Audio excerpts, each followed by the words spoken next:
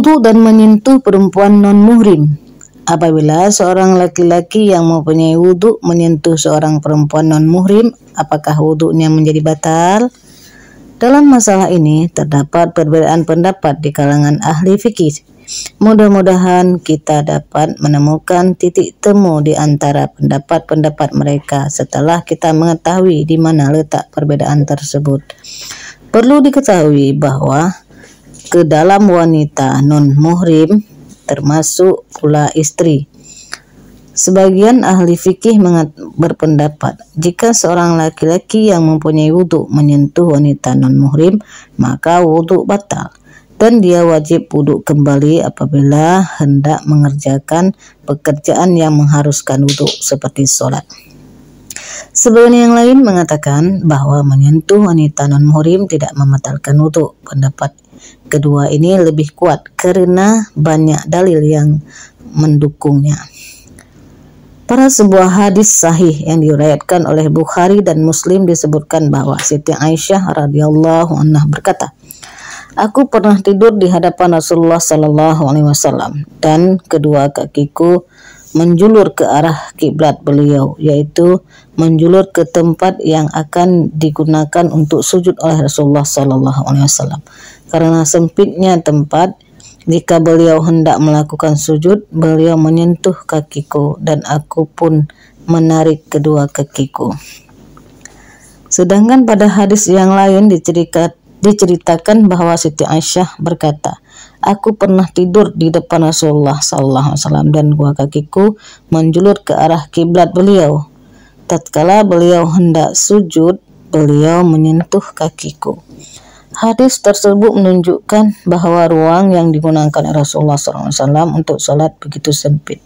Beliau tidak memiliki ruangan ataupun tempat tidur yang lapang, karena itulah beliau mendirikan sholat. Sementara Aisyah tidur dekat di hadapannya. Tatkala hendak sujud, beliau menyentuh kaki Aisyah dan Aisyah pun melipat kedua kakinya sehingga beliau dapat melakukan sujud.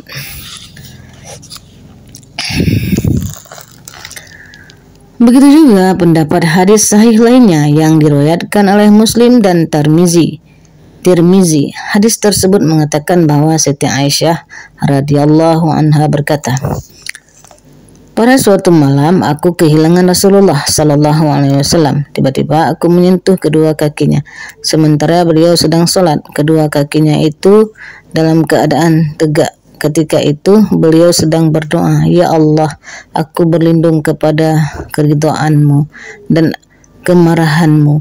Aku berlindung kepada ampunanmu dari siksamu dan aku berlindung kepadamu darimu. Aku tidak dapat menghitung pujian yang layak untukmu. Engkau adalah sebagaimana pujian yang engkau lontarkan kepada zatmu.'" Hadis ini menunjukkan bahwa telah terjadi persentuhan antara Rasulullah SAW dengan Siti Aisyah, dan persentuhan itu berawal dari Siti Aisyah. Hadis tersebut tidak memberi keterangan kepada kita bahwa Rasulullah SAW kemudian membatalkan sholatnya. Jika wudhu Rasulullah SAW menjadi batal karena terjadinya persentuhan tersebut, tentu beliau membatalkan sholatnya, kemudian berwudhu dan mengulangi lagi sholatnya. Demikian juga terdapat hadis sahih yang menceritakan bahwa Rasulullah SAW pernah mencium Siti Aisyah, kemudian pergi untuk mengerjakan sholat tanpa berwudhu terlebih dahulu.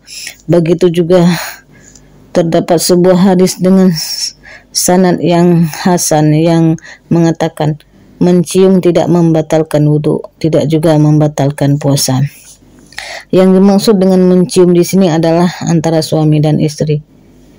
Para ahli fikih yang berpendapat bahwa menyentuh wanita non-muhrim membatalkan wudhu berpegang pada perkataan Ibnu Umar, "Barang siapa yang mencium dan meraba seorang perempuan, maka dia harus berwudhu." Dan juga perkataan Ibnu Mas'ud, "Mencium termasuk menyentuh dan itu mengharuskan wudhu, sedangkan menyentuh bukanlah jima bersetubuh." Mungkin kedua pendapat tersebut dapat dipertemukan dengan mengatakan bahwa menyentuh yang disertai syahwat membatalkan wudhu, sedangkan menyentuh tanpa disertai syahwat tidak membatalkan wudu. Wallahu alam bisawab.